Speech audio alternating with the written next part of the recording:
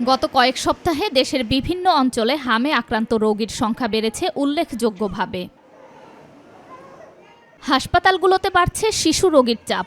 জ্বর, সর্দি, কাশি ও শরীরের লালচে ফুসকুড়ি নিয়ে ভর্তি হচ্ছে অনেক শিশু।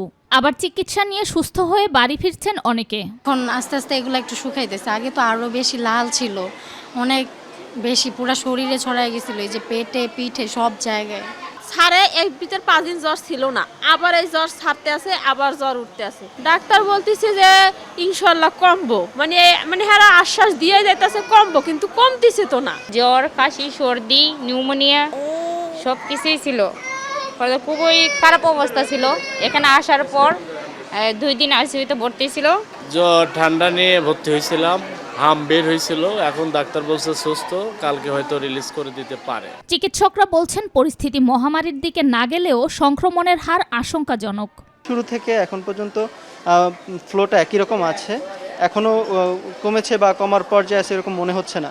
আমরা ফ্লোটা একই রকম পাচ্ছি, বরং মাঝে মধ্যে মনে হচ্ছে যে কিছুটা বেড়েছে, কমার এখনও কোনো লক্ষণ আমরা পাচ্ছি না।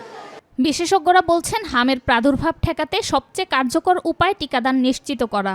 সেই সাথে সচেতনতা বৃদ্ধি আর সময় মতো পদক্ষেপই পারে এই সংক্রমণ নিয়ন্ত্রণে আনতে। শবনম অবনী, মাই টিভি, ঢাকা।